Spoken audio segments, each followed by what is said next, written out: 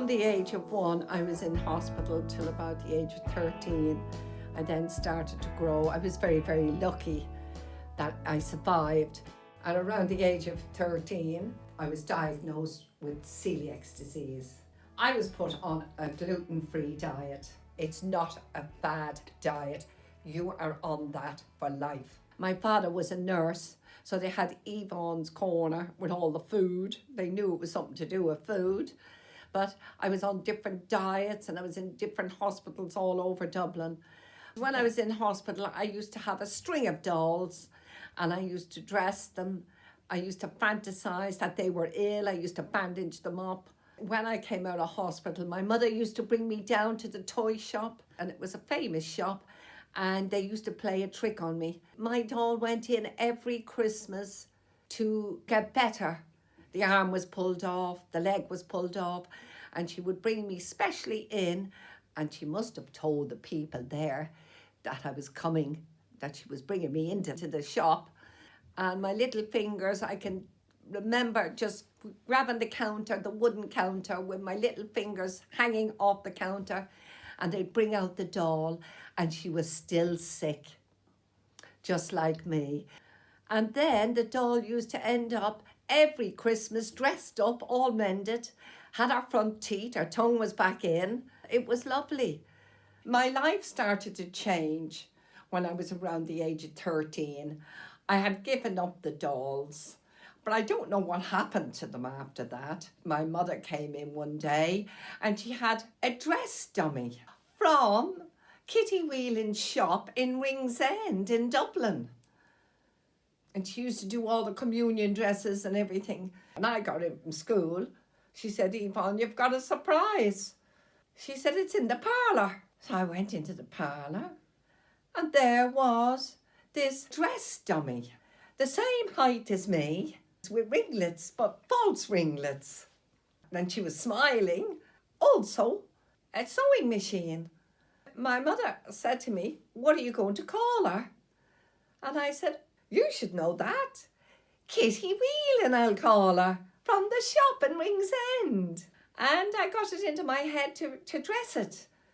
So I started borrowing all the clothes from my sisters, because they were younger than me.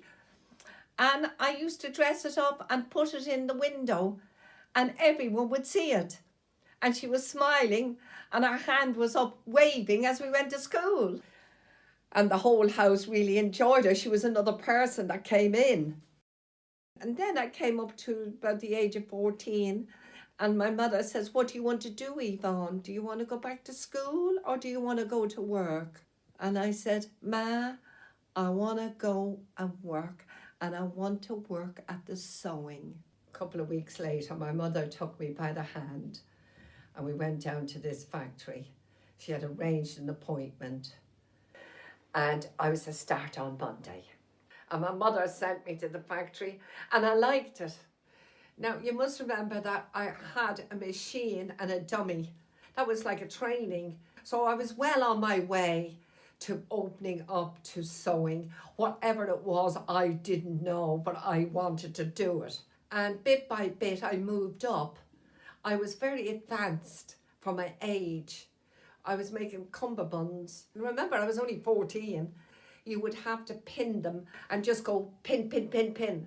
And then it would get pressed. And I had loads. And the others couldn't do it. I just couldn't understand why they couldn't do it. And so the owner of Cullen's came down. They came down to see me. I was put up the top floor to train as a machinist. So I got on very well with that factory and people there. I was just well liked. I just shone every way. I loved it. I could sew very well to other people. I was always out in front, but I didn't know it at the time. And someone said that there was a fashion place that you could learn how to do pattern cutting and dressmaking. I went there for a whole year to night classes. I missed so much school from having celiac disease, but I mean, they didn't know what was wrong with me anyway, but it did affect me. It kind of clicked with me that I did have a problem with reading and writing, but it didn't hold me back eventually. I was struggling, and I think the lady in the course knew that I was struggling, and yet I had a bit of talent. She knew that there was something in me, and she used to help me quite a lot with the pattern cutting. And bit by bit, I got better and better. I found ways around it that I didn't have to spell it, or I would then recognize a sleeve or a yoke, because I was in my brain. I just was photographing everything in my brain. It was like as if I had a camera in my head. Eventually, I realized that it's better that I go to England. I wanted to go further. The following year, I emigrated to London with 3 other girls, and we found a flat and everything. But then I rejected my diet for celiacs, and I got quite ill. Landed up in Guy's Hospital. I broke down and cried because I wasn't able to cope with it. I then realised that wheat is in everything. Don't forget, my mother and father used to do the diet, and they didn't want me to go to England. But I was determined because I wanted to live my life. Eventually, bit by bit, I kept going back to the doctors, and bit by bit, I had to accept that I was a celiac. And of course, with the fashion, I just went way beyond. I hit Bond Street. I knew where to go on Bond Street. I knew exactly all the shops, but I had something. I had a gift. I knew when I saw it.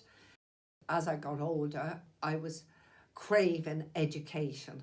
I did spend a lot of time in and out of hospital, and there was no teachers there in the hospitals. The one thing I wanted was to learn to spell and write, and eventually I did it over the years.